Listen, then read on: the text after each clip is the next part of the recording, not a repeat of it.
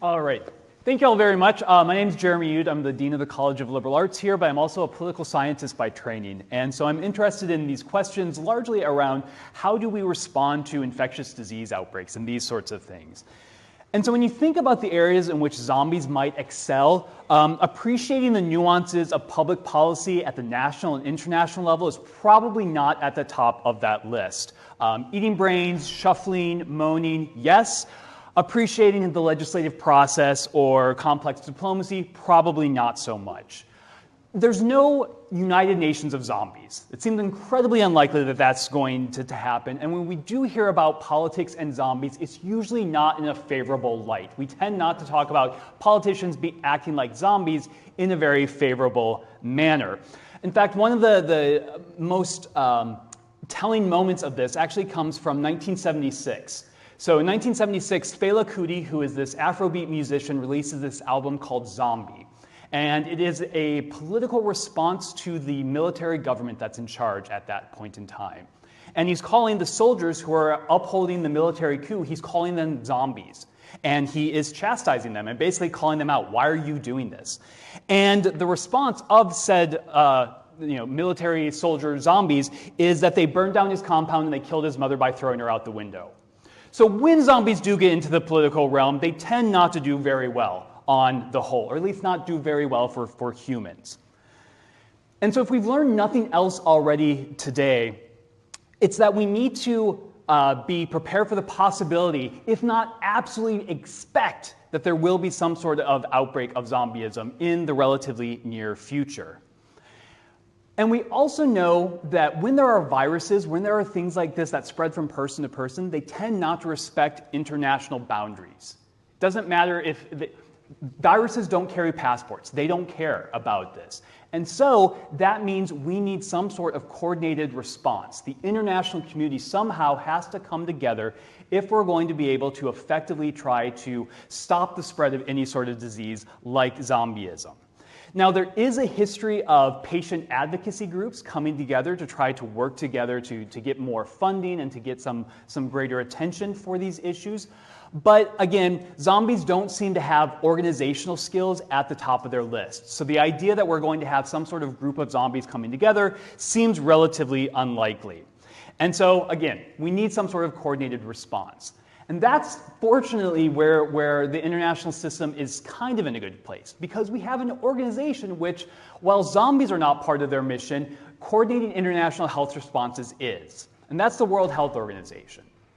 So the World Health Organization has been around since 1948, and it has a constitutional mandate to act as the directing and coordinating authority on international health work.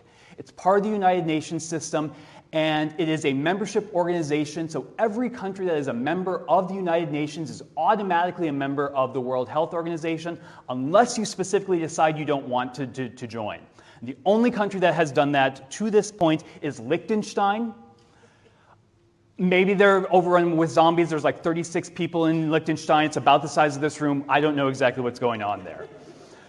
But, like I said, one of its big missions is to deal with coordinating these sorts of responses. When we need to come together as an international community, we need someone to kind of help us organize that. And a lot of that comes from responses to quarantine. So quarantine is a strategy that's been used. The earliest use of the term itself goes back to about the late 1300s, and it's a policy that puts a restriction on the movement of people and goods that may have been exposed to an illness. So we're going to keep you from moving around because we think you might be infected with something. Now, that seems like it might be a good strategy, but historically it doesn't seem to work out super well. It oftentimes gets used very haphazardly. It's oftentimes used as retaliation. One country will put a quarantine on people from another country, and so that country will respond by putting quarantines on other people. Oftentimes it's used against disfavored groups that might not be socially, politically, or politically as powerful. And it discourages people from coming forward. If your movement's going to be restricted, if you raise your hand and say, I think I might be sick with something, you might not want to raise your hand.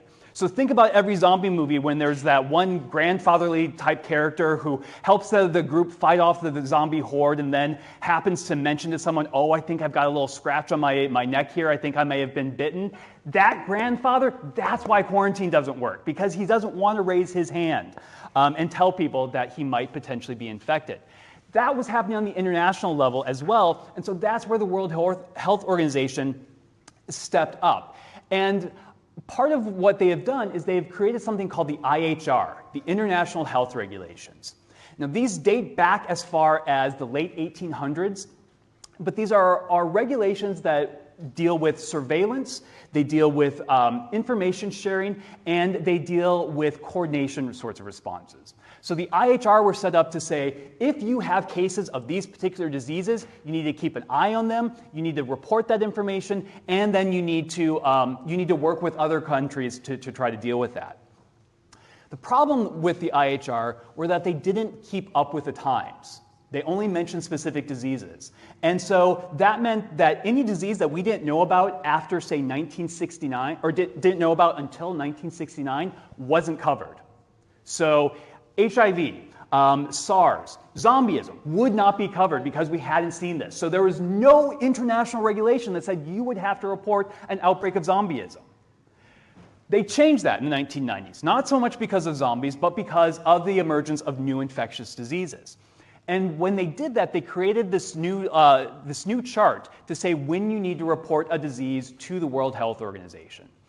And so if we look at this chart and the sort of decision-making matrix it gives us, we can see that zombieism is probably something that we're going to have to report. It seems like it might be a national or international public health concern, or human cases of diseases that have a proven ability to cause international or public health concern. The cinematic output leads us to believe that, yeah, these are probably things we should be concerned about. So then we have to ask these 4 questions. Is there a serious public health impact? Yeah, it seems like if people are eating at each other's brains, that's a serious public health impact. Is it unusual or unexpected? No one seems to say, oh, it's that time of year again when the zombies come out. So yeah, we can probably call that unusual or unexpected. Is there a significant risk of international spread? Yes, these zombies may only shuffle around, but they shuffle around a whole bunch of different places, and oceans don't really seem to stop them. So yeah, they spread quite a bit. And significant risk of trade and travel? I mean, I'm not going to want to go into an area where there are lots of zombies, and I'm imagining most of you are probably going to be the same. And so if we answer yes to at least 2 of these 4 questions, we have to report this to the World Health Organization.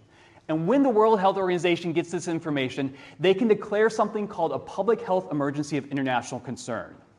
And it's a horrible acronym, a FIC. But what this does is it basically acts as the bat signal for the international community. This is something that we have to take seriously. This is something that we need to respond to. So it's calling out to member states, hey, give us some money, give us some personnel to try to deal with this because this is something super serious. This is where the problem starts to come up, though, because the World Health Organization can raise the alarm, but it doesn't have much money, and it doesn't have a lot of personnel. So when something bad does happen, the World Health Organization has to rely on others to come give it some resources.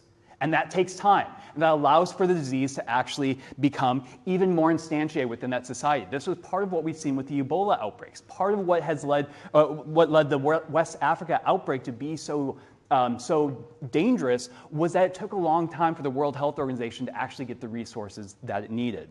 And so this poses a big question for us as an international community. Are we willing to have an international health system that has an organization at its head which has an annual budget which is roughly equivalent to the amount that Americans spend on alkaline batteries each year? Now, we will need those batteries in the zombie apocalypse because we will need to have something to keep our walkie-talkies going so that we can keep track of everyone and report on the movement of the zombies themselves. So we're going to need those alkaline batteries, but it'd be better to have some sort of system that got us to a point where we didn't have the zombie outbreak happening in the first place. And this is the big question for the international community when it comes to not just responding to outbreaks of zombieism, but to international health problems more broadly. How much are we willing to spend in terms of resources? How much are we willing to actually coordinate when we're trying to deal with these sorts of issues? If we're not willing to do more, if we're not willing to spend the money or to take that sort of political action to coordinate, this is probably likely our scenario, which ironically enough suggests that we will have some coordination that's taking place. It's probably just not the sort of coordination that we need if we're going to fight a zombie outbreak.